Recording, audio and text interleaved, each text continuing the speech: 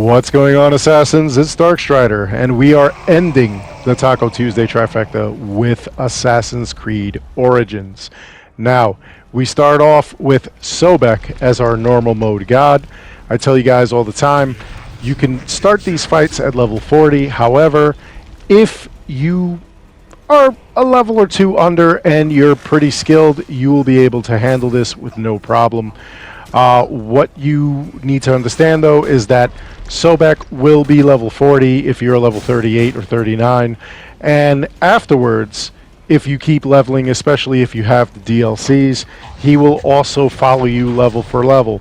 So I've got all the DLCs, I am level 55, therefore he is also level 55. Now, his minions are the same way, they're level 55, and what we're going to do, we're going to aim for the bubble on his chest.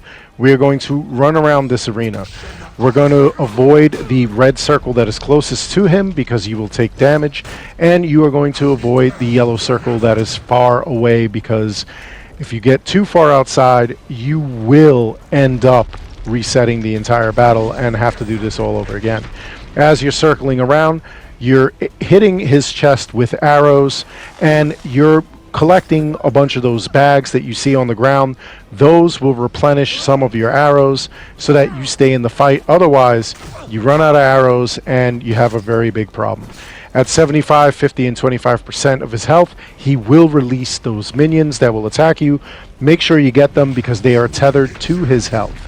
His attacks are going to be the rock geysers that come out, the rock wall that he throws, and of course the arrow volley that he tosses. Just have your shield up so that you could survive that. For defeating him, you get 1000 XP, 250 drachma, and a tier 1 god item. Because I already have them all, I get an additional 1000 XP, and like I said, you can actually farm the gods. Now, if you participate in the Ubisoft Connect challenges, collectively, we need to defeat 10,000 gods. If we do that collectively, you will be eligible for a tier 3 god item that you can collect from Ubisoft Connect. Now, the next up, we've got Anubis, and he is our hard mode god, which means that he and his minions are going to be 3 levels higher than your highest level. Being that I am level 55, they are all level 58. So, the strategy is the same, except the attacks are different. Anubis will have those bone cages that come out. The reason for that is so that you're trapped with his minions. Defeating one of his minions, they will turn into a circle of shadow and flame that will expand.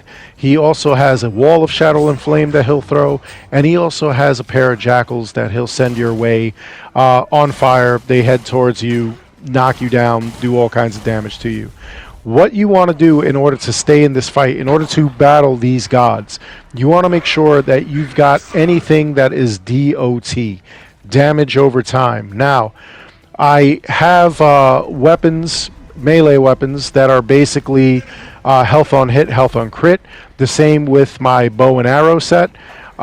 They are health on hit, health on crit. If you don't have those items, which by the way you can get from the god battles, what you need to do is go and get any other damage over time items.